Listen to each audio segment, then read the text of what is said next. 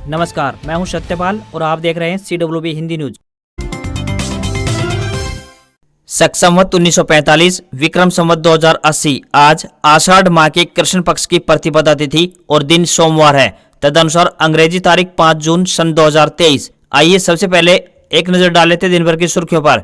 आज 5 जून को सिख पंथ के 6वें गुरु यानी गुरु हरगोबिंद सिंह की जयंती भी है।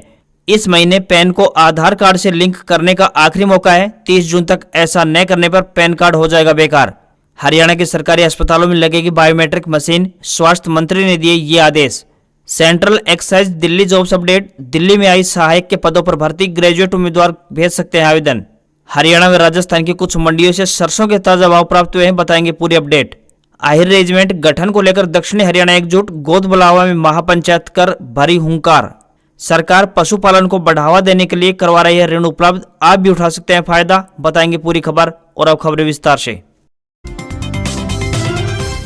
मौसम में अगर कोई बड़ा फेरबदल नहीं होता है तो हरियाणा में लोगों को अगले एक पखवाड़े तक भीषण गर्मी का सामना करना पड़ सकता है। 6 जून को जो पश्चिमी विक्षोभ आ रहा है, मौसम विशेषज्ञों को उत्तर भारत में किसी भी तरह की राहत की उम्मीद दिखाई नहीं दे रही है। अगले 24 घंटों के दौरान मौसम को लेकर जो अनुमान है उसमें छिटपुट स्थानों पर हल्की बूंदाबांदी संभव है, लेकिन इससे प्रदेश के तापमान पर कोई ज्यादा असर नहीं पड़ने वाला है। मौसम पर निगाह रखने वाली कंपनी स्काईमेट के विशेषज्ञों का संदेश है कि हरियाणा में अब जल्द ही अधिकतम तापमान 40 डिग्री सेल्सियस को क्रॉस कर जाएगा और प्रदेशवासी गर्मी झेलने के लिए तैयार हो जाएं। मानसून भी जून के अंत तक आने के आसार हैं। वर्तमान में प्रदेश में मौसम शुष्क बना है और दिन रात का पारा बढ़ता जा रहा है। 5 जून की रात को एक ताजा पश्चिमी विक्षोभ पश्चिमी हिमालय क्षेत्र को प्रभावित करने वाला है। मौसम विशेषज्ञों का कहना है कि इसका हरियाणा पर कोई असर देखने को नहीं मिलने वाला है। हरियाणा के अस्पतालों से अब स्वास्थ्य अधिकारी और कर्मचारी गैर हाजिर नहीं रह पाएंगे। इसके लिए स्वास्थ्य मंत्री अनिल विज ने राज्य के सभी सिविल अस्पतालों, CHC और PHC में बायोमेट्रिक मशीनें लगवानी अनिवार्य कर दी हैं। अनिल विज ने निर्देश दिए हैं कि जहां मशीनें नहीं है वहां तत्काल लगाई जाएं और जहां मशीनें खराब पड़ी है वह सही कराई जाएं। इसके साथ ही अस्पतालों में अधिकारियों और कर्मचारियों का मूवमेंट रजिस्टर भी लगाया जाए। इसके अलावा उन्होंने अधिकारियों को निर्देश दिए हैं कि प्रत्येक अस्पताल में नशा मुक्ति केंद्र स्थापित करने के कार्य को जल्द से जल्द पूरा करें तथा जिन जिलों में प्राइवेट नशा मुक्ति केंद्र संचालित किए जा रहे हैं उन केंद्रों की भी जांच की जाए।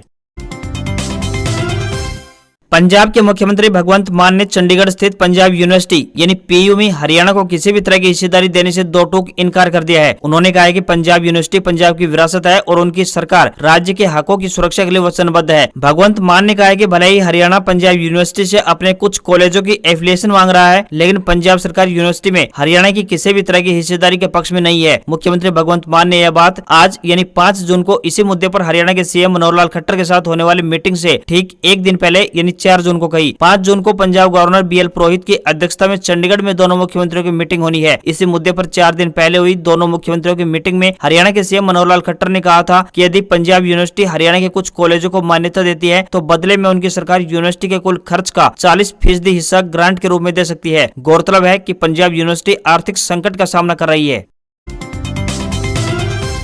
कांग्रेस नेता और राज्यसभा सांसद रणदीप सुरजेवाला को उत्तर प्रदेश यानी यूपी के कोर्ट से झटका लगा है। यूपी के बनारस की स्पेशल MP MLA कोर्ट ने 23 साल पुराने एक मामले में गैर जमानती वारंट जारी किया है। इस मामले में अगली सुनवाई अब 9 जून को की जाएगी। कोर्ट ने इस मामले में सख्त टिप्पणी करते हुए कहा कि हाईकोर्ट के आदेश पर आरोपी को न्याय हित में पहले ही लास्ट चांस दिया जा चुका है। मामला साल 2000 का बताया जा रहा है। सुरजेवाला उस समय युवा कांग्रेस के राष्ट्रीय अध्यक्ष थे। उन पर वाराणसी में स्वांसनी कांड में कांग्रेस नेताओं के ऊपर लगे कथित झूठे आरोप के विरोध में हंगामा करने के लिए मामला दर्ज किया गया था।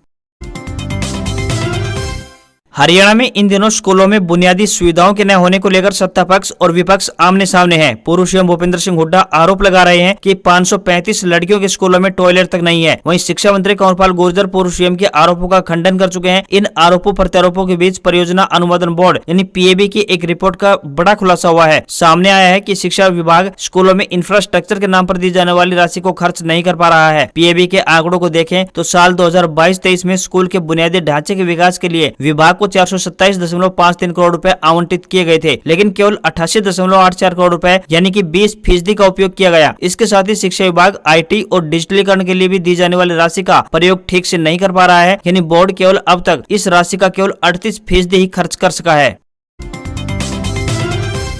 भारतीय कुश्ती संघ यानी WFI के पूर्व अध्यक्ष ब्रजभूषण शरण सिंह की गिरफ्तारी की मांग कर रहे रेसलर्स विनेश फोगाट, साक्षी मलिक और बजरंग पूनिया ने केंद्रीय गृह मंत्री अमित शाह से मुलाकात की है। यह मुलाकात शनिवार देर रात करीब 11 बजे हुई। करीब 2 घंटे तक अमित शाह के निवास पर मीटिंग चली। यह मुलाकात खाप पंचायतों की तरफ से केंद्र को 9 जून तक का अल्टीमेटम देने के बाद हुई है। एक महिला रेसलर्स की मां ने इस मीटिंग की पुष्टि करते हुए कहा कि अमित शाह ने पहलवानों को बिना भेदभाव की पूरी जांच का भरोसा दिया है। सूत्रों के मुताबिक पहलवानों ने ही गृह मंत्री अमित शाह से मुलाकात का समय मांगा था। इसके ठीक बाद यह मीटिंग हुई है। इसमें पहलवानों ने ब्रजभूषण की गिरफ्तारी की मांग की है। अमित शाह ने कहा कि इस मामले में कानून अपना काम करेगा, पुलिस जांच कर रही है। गृह मंत्री के साथ मीटिंग के बाद बजरंग पूनिया ने रविवार को सोनीपत के गांव मुंडलाना में हो रही सर्व समाज की महापंचायत को बड़ा फैसला लेने से रोक दिया है। बजरंग ने कहा कि मैं गुरुनाम चढ़ूनी यानी किसान नेता से अनुरोध करूंगा कि आज कोई बड़ा फैसला न ले।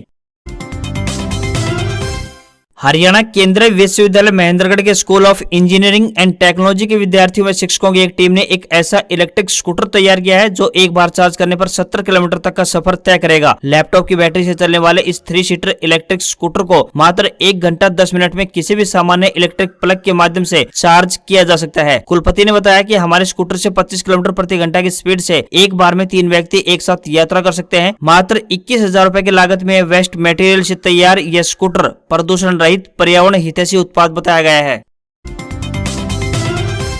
हिसार में इनेलो की परिवर्तन पदयात्रा में पहलवानों के मुद्दे पर अभय सिंह चौटाला ने निशाना साधा है। उन्होंने कहा कि ब्रजभूषण को पार्टी से निकालने की बजाय पूरी सरकार उसको बचाने में लगी हुई है। अगर हमारी पार्टी के किसी नेता ने ऐसा कृत्य किया होता तो सबसे पहले वे उसे पार्टी से निकालकर बाहर करते। अभय ने कहा कि खाप पंचायतों ने 9 जून का अल्टीमेटम दिया हुआ है। यदि इसके बाद भी सरकार ब्रजभूषण को गिरफ्तार नहीं करती है तो खाप पंचायतों को एक दिन की सांकेतिक कॉल करके हरियाणा बंद कर देना चाहिए। पंजाब, हिमाचल, कश्मीर का कोई भी वाहन हरियाणा से निकलकर ना जा पाए ताकि ब्रजभूषण की गिरफ्तारी हो सके। साथ ही उन्होंने कहा कि लखीमपुर खीरी में भी 6 किसानों की हत्या के बाद सरकार ने आरोपी मंत्री को हटाने की बजाय उसका बचाव किया था। भाजपा शासन में हर तरफ गुंडाराज चल रहा है।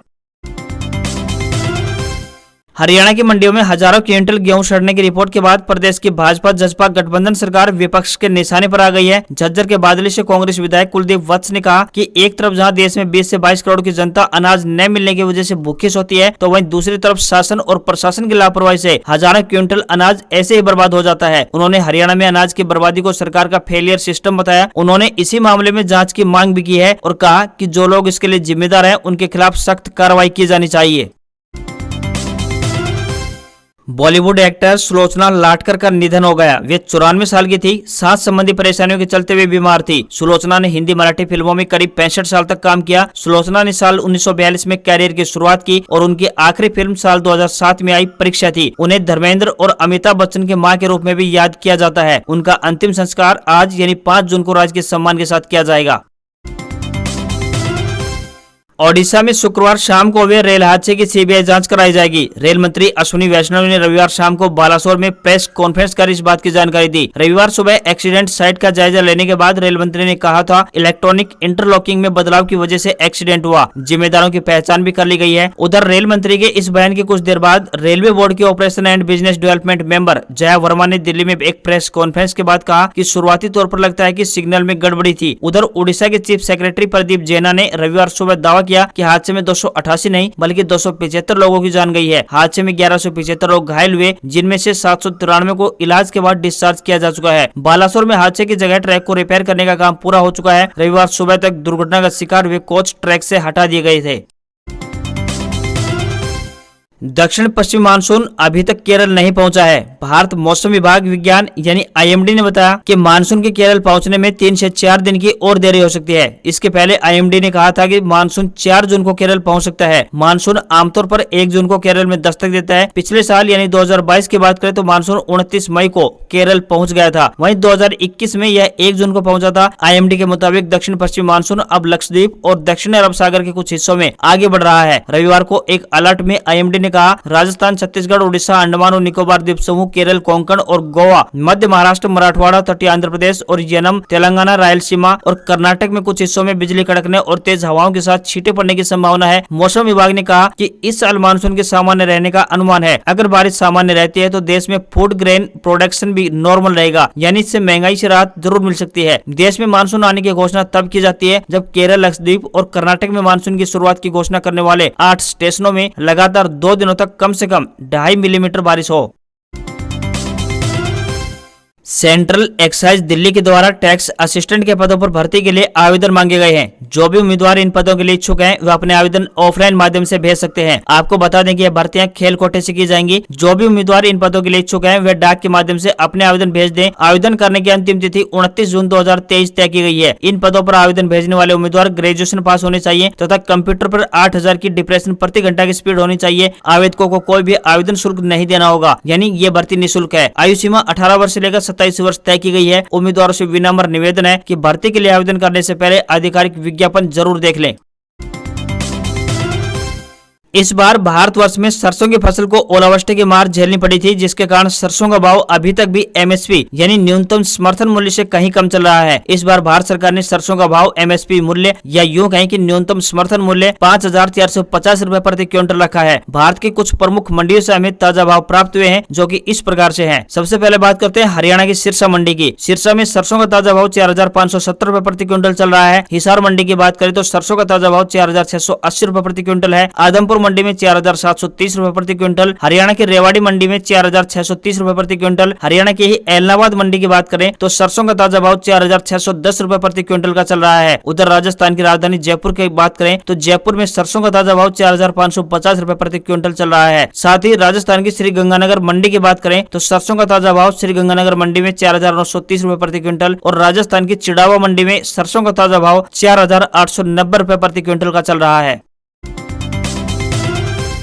ग्रामीण क्षेत्र में पशुपालन को बढ़ावा देने एवं स्वरोजगार अपनाने के लिए प्रदेश सरकार पशुपालकों को 90% तक सब्सिडी दे रही है, जिसके तहत पशुपालकों को बिना किसी सिक्योरिटी के व्यवसाय शुरू करने के लिए ऋण दिया जा रहा है। एससी श्रेणी यानी शेड्यूल कास्ट श्रेणी के पशुपालकों को भेड़ बकरी पालन के लिए 15 मादा व 1 नर पर 98,000 रुपए का ऋण दिया जा रहा है, जिस पर 90% सब्सिडी भी दी जाएगी। डेयरी चलाने के लिए 2 से 3 दुधारू पशुओं के लिए 1.5 से 2 लाख रुपए तक का ऋण दिया जा रहा है, जिस पर 50% तक सब्सिडी दी जाएगी। इसी श्रेणी में सूर पालन पर 10 मादा व 1 नर के लिए 99,600 रुपए का ऋण दिया जा रहा है, जिस पर 50% तक सब्सिडी दी जा रही है। सामान्य श्रेणी में सुअर की 10 मादा व 1 नर तथा भेड़ बकरियों पर 25% की सब्सिडी दी जाएगी, जिसके लिए जाति प्रमाण पत्र, पैन कार्ड, बैंक खाता, पशुओं को रखने के लिए टीन शेड की फोटो जिसमें ऋण धारक साथ खड़ा होना चाहिए, ट्रेनिंग सर्टिफिकेट यदि हो तो, साथ ही बीपीएल राशन कार्ड यदि हो तो, वहीं आधार कार्ड की कॉपी व परिवार पहचान पत्र आदि दस्तावेज जरूरी है। बता दें कि ऋण के लिए सीएससी सेंटर के माध्यम से ऑनलाइन आवेदन करवा सकते हैं। आज खबरों में इतना ही। देखते रहिए हरियाणा का सबसे बेहतरीन news channel CWB Hindi news. नमस्कार।